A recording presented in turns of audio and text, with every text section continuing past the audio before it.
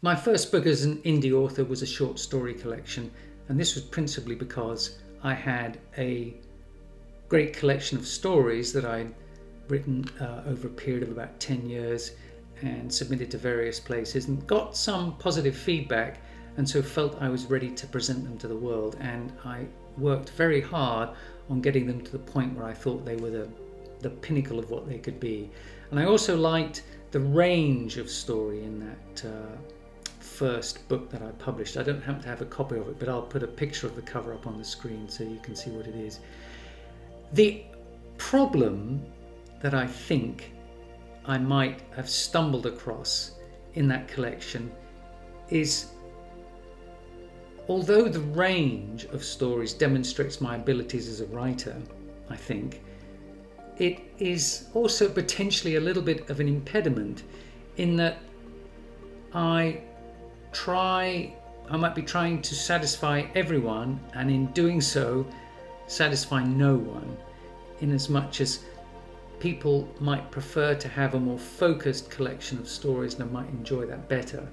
And I don't really know whether that's true or not, because until the book gets more traction out, I don't really have enough feedback to say whether that's so.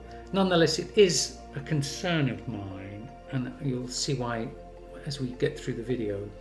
The second collection that I published, of which I do happen to have a copy of here, is more thematic, it's more political with a small p, and the stories are kind of a statement of my views about the world, and specifically our attitude towards the threat of climate change, and then also our relationship with growing old and staying in love, and then also the way that we view marginalized parts of the population, so poor people, homeless people,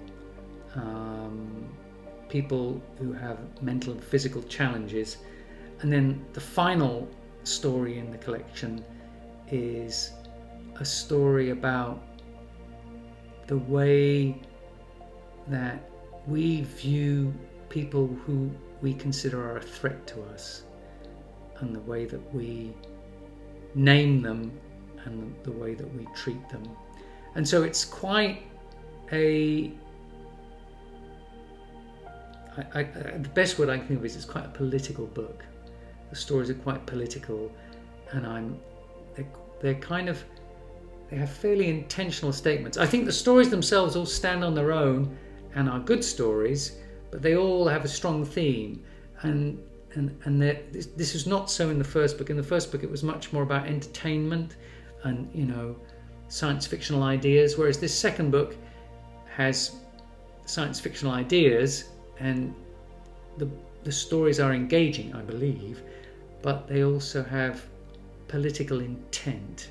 And so this, I think, is a more thematic book, but it's a more challenging book. It's a more difficult book, I think, to read than the first book, which I think is lighter, fluffier, but kind of quite varied. The first book, goes all the way from slipstream through hard science fiction, through, even to kind of psychedelia, Philip K. Dick territory.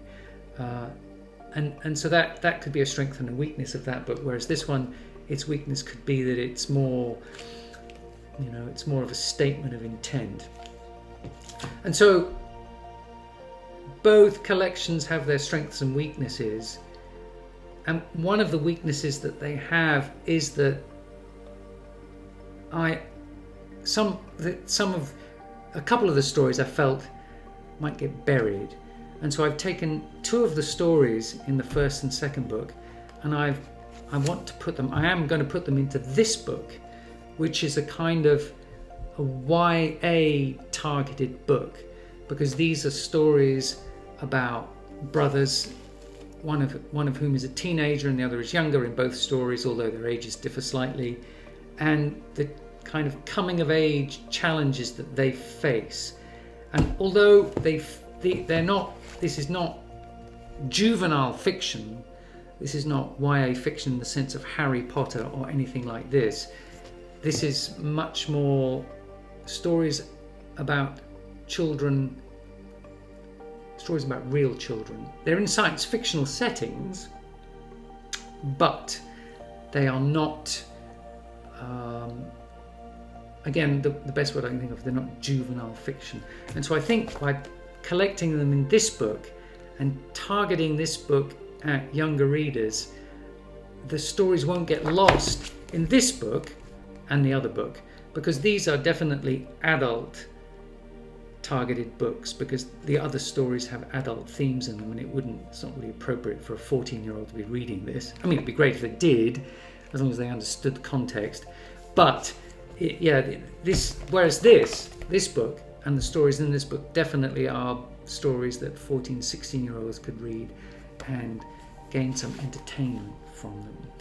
And so I'm learning that actually it's thinking strategically about how I put together these short story collections is important. And going forward, as I get more and more short stories to publish, I think I'm going to think more carefully about how to put them together to kind of make the books attractive to groups of readers.